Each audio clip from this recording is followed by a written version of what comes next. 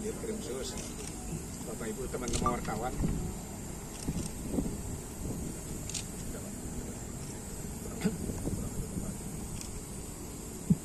Ya, jadi memang penyaluran beras Bulog ini ada dua jenis ya, ada SPHP, ada beras komersil. Nah, yang jadi ditangani oleh Krimsus ini adalah terkait dengan beras komersil. Nah, pengambilan beras komersil memang harus kalau sebelumnya 2023 boleh distributor, boleh kilang. Nah, tahun 2024 aturannya hanya kilang. Sehingga kilang secara administrasi, nah ini istilahnya sudah sesuai. Tinggal masalahnya kerjasama antara Pak Rino dengan yang bersangkutan. Nah, ini kan kami tidak yang penting administrasinya ya. Secara ya ada NIB yang klasifikasi penggilingan, ada NPWP dan KTP.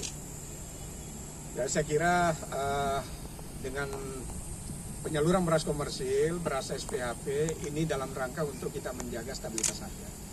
Ya, saya kira juga kami minta masyarakat untuk tidak usah panik. Stok kami saat ini ada 16.000 ton. Ya, ini dalam proses bongkar masuk Belawan ini ada 15.000. Nanti tanggal 17 ada 20.000 lagi. Jadi kita tambah stok dalam menghadapi puasa Lebaran.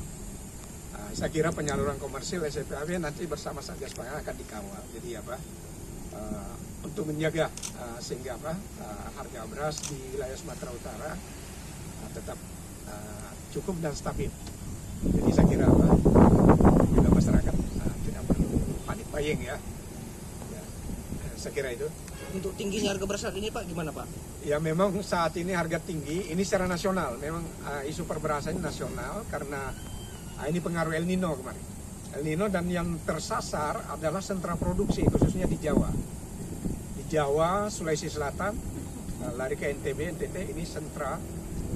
Nah kalau sentra ini terganggu, walaupun kalau kita di Sumut ya, saya kira El Nino-nya moderat ya, artinya panas tapi ada hujan.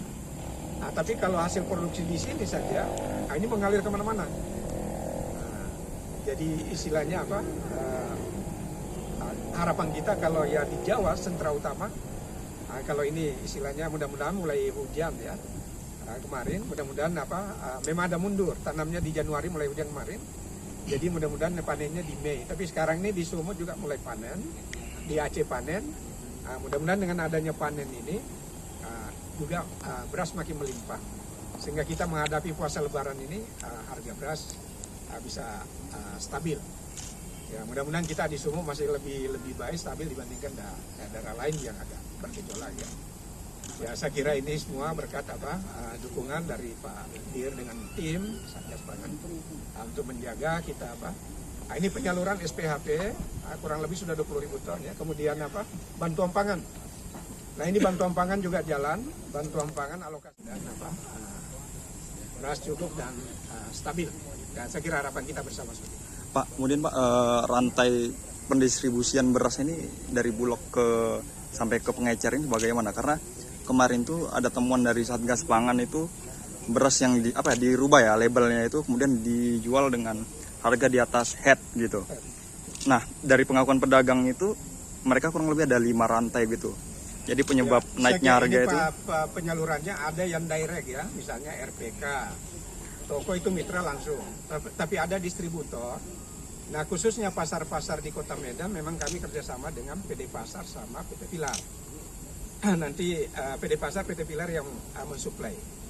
Jadi itu distributor kami, tanggung jawabnya ya, PD Pasar sama PT Pilar, suplai 43 pasar yang dibawahi oleh PD Pasar.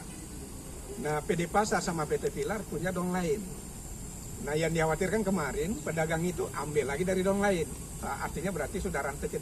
Nah, ini yang kami kan distributor bagi ke dong lainnya. Nah, kalau pedagang ambil dari dong lain berarti ini rantai ketiga. Nah, kami sudah minta PT Pilar sama PT Pasar kalau bisa pedagang di pasar itu diberikan semua sehingga rantainya jangan yang lainnya ngambil dari dong lain lagi, memperpanjang rantai. Karena kita punya head 11.500. Nah, jadi ya kami sudah warning, saya bilang itu setiap dong lainnya dipasangi spanduk dengan harga. Yang dong lain tidak disiplin, sebelum dicoret aja.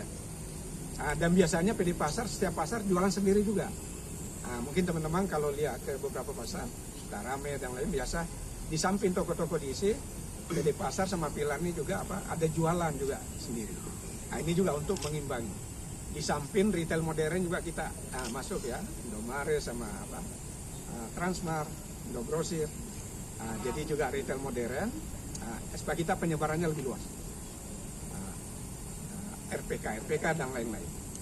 Nah, memang banyaknya ini ya, ini juga kami dibantu Pak Dir dengan jajarannya Satgas Pangan untuk mengawal karena ya kami dengan personil terbatas tidak mampu juga mengawasi.